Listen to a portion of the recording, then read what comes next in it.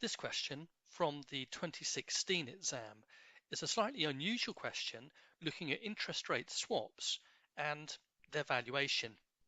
This is not a topic that's examined very regularly, which makes this an interesting question to look at, and you won't find many questions like this in your exam practice kit. First of all, it's worth noting that the calculations here only account for 12 of the marks and give you plenty of scope for scoring in the discussion areas and picking up the professional marks too. In the debrief, we're going to focus on the numbers and make sure that you're comfortable with them. In the exam, it's not all about the numbers. So in this question, we have a small number of exhibits. The first one is giving you the background of a company that's doing a lot of investing and it's not quite sure what's going to happen because of competitive activity. So there's quite a lot of business risk. And coupled with that, it's also got a situation where it's borrowed at a floating rate. And therefore, if interest rates go up, it could have some cash flow problems, especially given the high business risk. For that reason, we've started to think about managing the financial risk, and we're given details of a swap, whereby our company will make a payment at a fixed rate, and then we'll receive money at a variable rate. But the variable rate has to be calculated.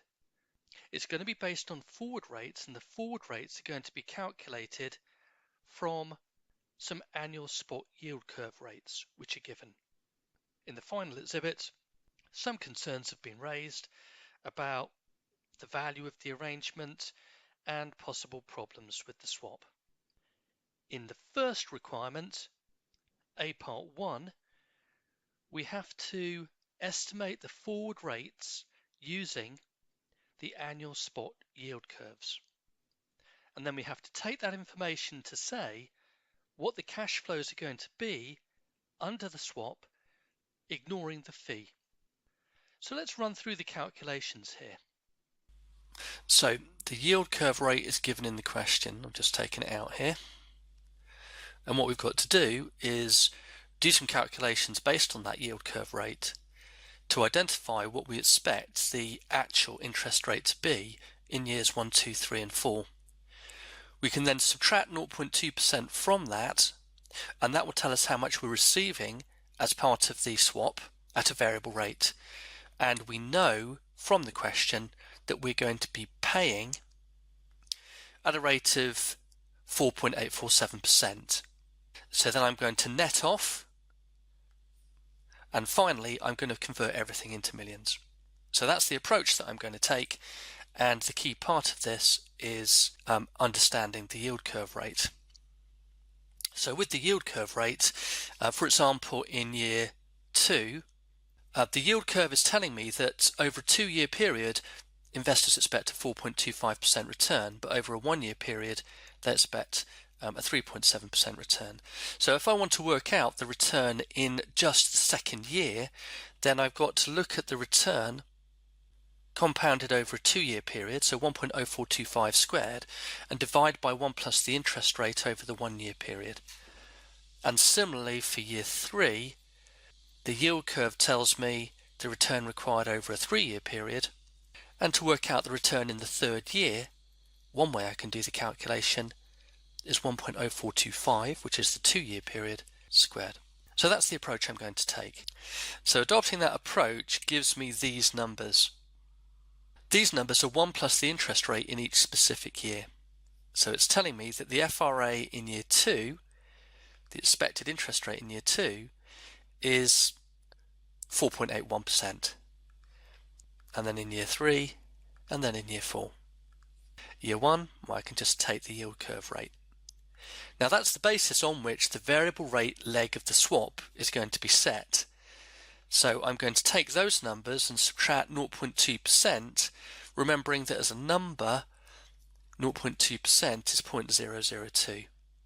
And that means that the FRA minus 0.002, giving these numbers, is what I receive as part of the swap. The payment is fixed at 4.847, and if I net these two numbers off, it gives me my net cost as a percentage. So I'm going to be making payments as part of the swap in the first 2 years, and then I'm going to be receiving money in years 3 and 4. And then if I take those numbers and I multiply by 400 million, which I think I do need to do here because the question talks about the amounts involved as the swap. Well, that's the amount. So I'm going to be paying money in the first 2 years and receiving money in years 3 and 4. A1 is just for calculation, and those are the numbers. The first part of the question looked at the situation at the beginning of the swap. In the second part of the question, we're asked to evaluate the swap in year 1 under 2 interest rate scenarios and then briefly comment on your results. So let's have a look at this. So just looking at these two situations, high interest rates and low interest rates.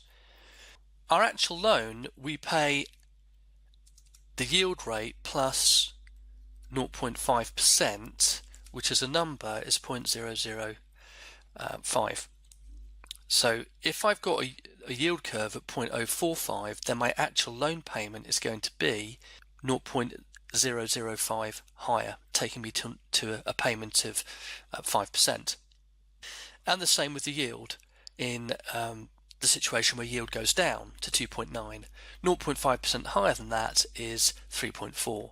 So I'll be making one of those interest payments depending on whether interest rates go up or down. Now in terms of the swap, the actual payment on the swap is fixed at the rate given in the question, but the receipt is going to be the yield curve less 0.2%, which as we said earlier is 0.002. So taking 0.002 off those yield curve rates gives me those numbers, and that means that I can now calculate my overall position if interest rates rise by looking at what I'm paying on the loan and what I'm paying on both legs of the swap, and not forgetting the fee that I have to pay on the swap as well. And if I add up these numbers here, these ones here, that gives me my net outcome. And once I've got my net outcome as a percentage, I can multiply it by 400 million to work out the outcome as an absolute number. And the same if interest rates fall. If interest rates fall, I've got a cheaper loan, but I make a bigger loss on the swap. I still have to pay the fee, so the net outcome is actually exactly the same. And I can briefly comment on these numbers. The easier parts of the question are the discussion parts, and here we have to give advice on the current value of the swap.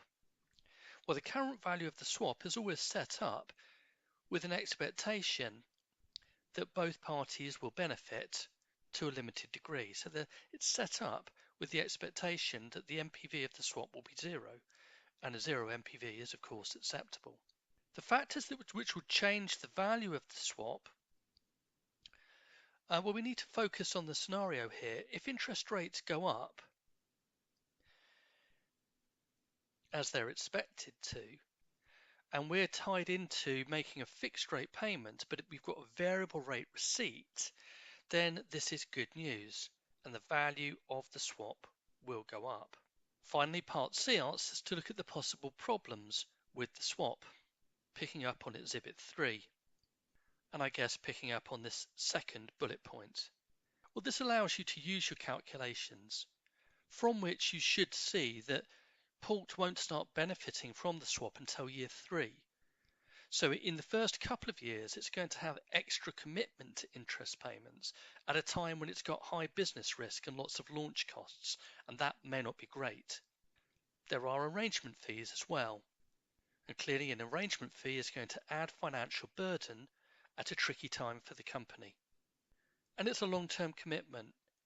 Interest rates appear to be very uncertain at the moment, and tying into a long-term commitment may be something that you regret, and maybe something that it's difficult to get out of. And that ends this short debrief.